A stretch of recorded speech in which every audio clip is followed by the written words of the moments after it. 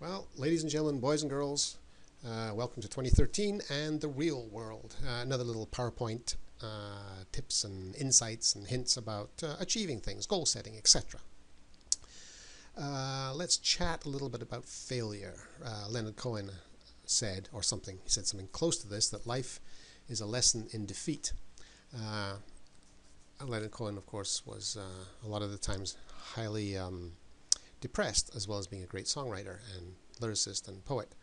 However, the world is a lot about coming up against obstacles. So let's chat a little bit about failure. In the movies, of course, failure is never an option. We're going to rescue these people, and failure is not an option. Well, actually, if you're going to achieve anything, if you're not hitting failure, you're really not trying hard. Failure is the only option if you're serious about achieving something. Because the only time you hit failure is when you're trying to do something. And a lot of people think, no, that's not true, because people who are successful, they just make it happen. Yeah, they make it happen. But don't think they're not hitting failure and defeat and obstacles and overcoming and not believing that it's going to happen for them.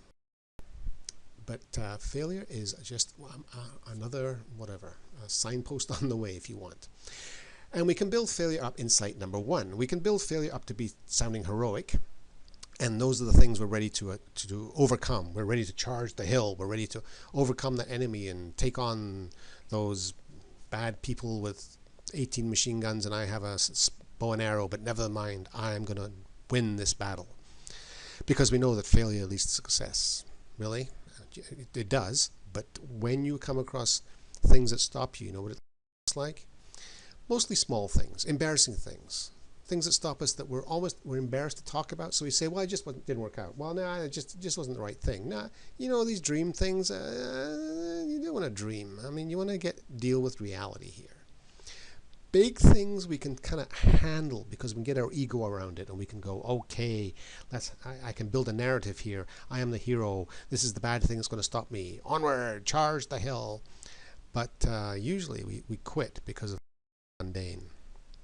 This is what stops you and me from achieving many things we could have easily achieved already. I'm tired. Well, because I got a full-time job and I got family, and when I come home the kids want this or the cats want that, or I have to fix the car or clean the garage or cook dinner, or I'm tired. Yeah, we're all can be tired. Easy to be tired. You just have to say, I'm tired, and you feel tired. Or I'm sick. Well, the flu's around and the kids have been sick, or my partner's been sick, or whatever. The cat down the street's been sick, and I just don't want to do things right now. Or, here's the worst one, my wife or husband won't let me. And as I look at this, just understand, it's by bad typing. That's why husband has a capital H and wife has a small w. It's not misogyny, it's just bad typing. I'm a writer. I'm a terrible typist. My wife won't let me. My husband won't let me. Well, okay, then quit. Everyone says it's not for me. Everyone says it doesn't work that way. Everyone says we shouldn't do that. Everyone says that would never work. Well, of course everyone says that, because nobody's done it yet.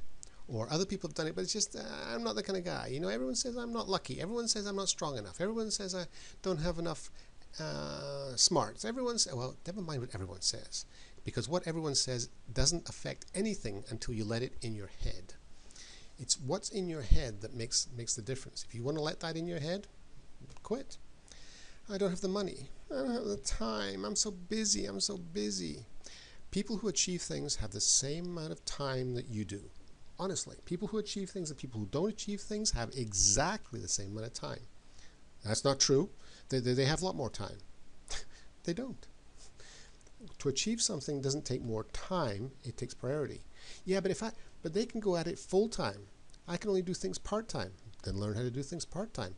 Make a plan so you can do things part time. But really, I can only do things on Saturday or Sunday, on the weekends. I've only got 2 hours on the weekend. Then do it for 2 hours on the weekend. Make it work for 2 hours on the weekend. It's not going to work for me. Okay, quit. I don't have the money. Honestly, money is usually got nothing to do with anything. Bill Gates didn't create Microsoft because he had a lot of money. Not that he didn't have money, because his parents are rich, but that's not how he created Microsoft. Who's the other guy? Steve Jobs didn't create Apple with his buddies, because he had a lot of money. They were working in the garage. It wasn't money. It was determination and a dream. And his huge ego. Well, the thing is, it's risky. Yep, any change is risky. What will they think if I fuck up is not as big a deal as what will I think if I fuck up. So I better not try. Failure insight number 2. Yeah, a failure is probably real. And it could be because it's the wrong plan, the wrong goal, not the wrong dream, just the wrong goal. You're going at it the wrong way. Or more than likely, the wrong method. And very occasionally a fact of life, like you can't put the moon on Mars. Well, possibly somebody could, but why bother? It's just not going to work. Or I'm going to repeal the law of gravity. Or I'm going to make it so when there's light, it's dark. Sometimes there are things that can't be done. But failure allows us to reassess, and it could be the wrong plan, wrong goal, wrong method. So insight number 3, what failure allows us to do is reassess. Really, what are you trying to achieve? The minute you hit an obstacle, how bad do you want it? Because if you don't want it bad enough, don't bother. Now you're wasting time. Go do something that you really want to achieve. Is this within the bounds of reality for you? Not can you do that, but are you prepared to do that? Are you prepared to put the effort in? If you think, well, nah, I just didn't work the first time, so I'm quitting. Okay, great, quit and don't bother. Go find something that drives you, that makes you want to do it past the first time that fails. How determined are you? So what's plan B? So it doesn't work the first time, what do you do now? Quit? Then quit before you start. Really. Not because you're a loser, but because it's not driving you hard enough. Find something that drives you. Tip, if goal setting is a new concept for you, and this is great for teaching kids or people who really have very little life experience like kids, and they want to start to achieve things, or you want to teach them how to achieve things. Start with smaller goals, goals that you know they or you can achieve. Let's build a little treehouse on the ground before we try and put that one up there 80 feet in the air with great 2x4s. Achieve the little goals. Make you feel good about the little goals. Make your ego feel good about the little goals. More than anything else, as you start to achieve bigger and bigger goals, learn from them. Not learn so much the methodology, like, oh, okay, it doesn't work. I got to remember that I use screws rather than nails, or nails rather than screws, whatever. Not so much that as what happens inside your head emotionally and what your thought process goes to the minute you start hitting challenges. The minute things don't go right, what happens inside your head?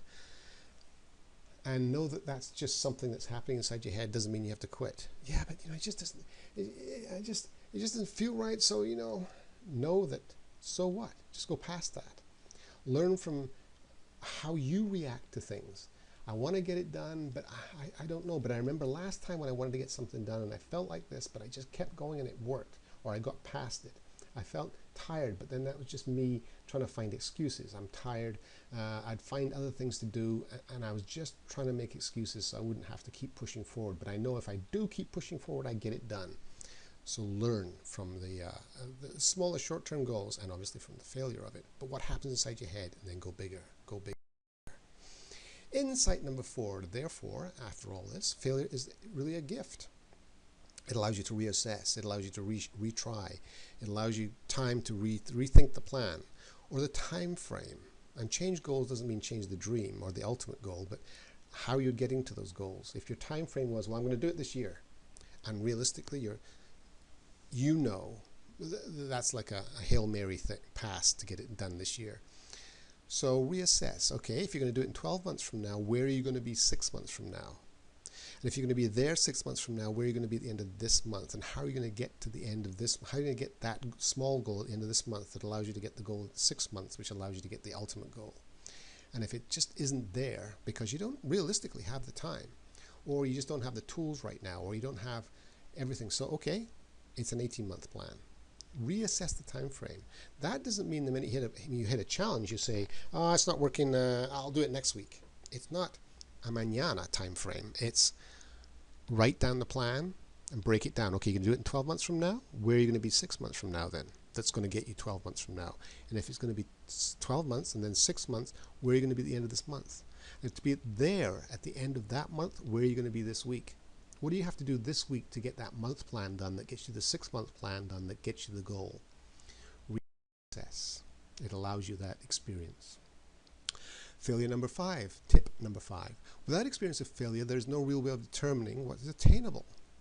If you don't go through the challenge, the agony, the defeat, the what do you call that? If you don't go through the gunfire, you don't know what you can do.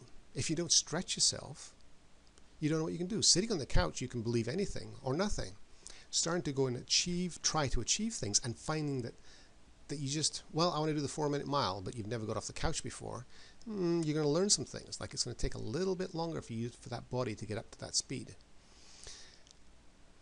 Failure is a great way of learning what is attainable within a time frame.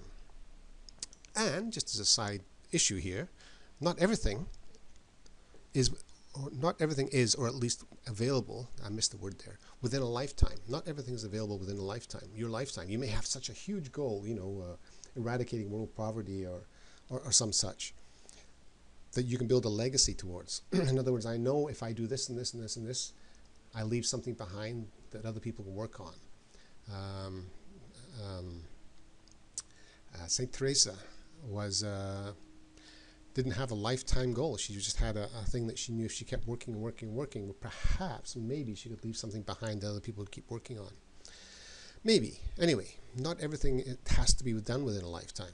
You can leave a legacy, but that's a big goal, and you're really not going to get after that unless you've had some failure and experience of smaller goals. Now, just to sum up, I'm not saying ever, well, just pace yourself, go small, don't outreach yourself. I'm not saying that. I'm not saying never to say you couldn't do it, whatever it is. Pretty much everything's within your reach, so I'm never saying things are beyond your reach. Dream big, act big, definitely. Be prepared to hit obstacles and be prepared to learn from the obstacles. Just because it stops working doesn't mean it's not going to work. You just have to reassess. That's what failure teaches you. Also, you can say, well, I'm not that kind of guy. I've never been that kind of guy, so it doesn't work. But you can change in your head instantly, like Tony Robbins talks about. You can change, okay, I'm going to quit smoking, and you can quit smoking in your head instantaneously. And as long as it's a high belief and it's a switch that's gone off. No, I've stopped. The work is going to take longer because you're going to come back and go, oh, geez, I really do want to smoke, but remember, the switches in your head is off, so don't go back and put it back on again. Change is instantaneous. It's not something we take, okay, I'm going to take 6 months to change. That's a killer. Change now and then work for 6 months towards that end that change is produced for you. Changes produce goals and achievement parameters, which take a long time to get to quite often. But the change in your head is instantaneous. It was almost always in your head. You can do the work as long as you can believe you can do the work. So it's the idea, the belief system that's key, and the belief system happens instantaneously. Just as a thought, if you're doing things, if we're going to go out there and achieve things, do something worthwhile, something of a large benefit, if you can. In other words, start doing things that benefit not just you, but other people. What can we do that's great, that makes us feel good about ourselves, that challenges us, that we believe is something important, but also helps other people? So dream big, act big. Remember, change and achieving something is all in your head. It really is. The work is hard, but if you don't believe it in your head, the work's irrelevant because you won't do it. So to get to that idea, it can be instantaneous, and then you just have to make the plan. Do something worthwhile, something of large benefit to all of us, if you can. Thanks. Okay, gang, so that's it for this one, and we'll see if we can create another one.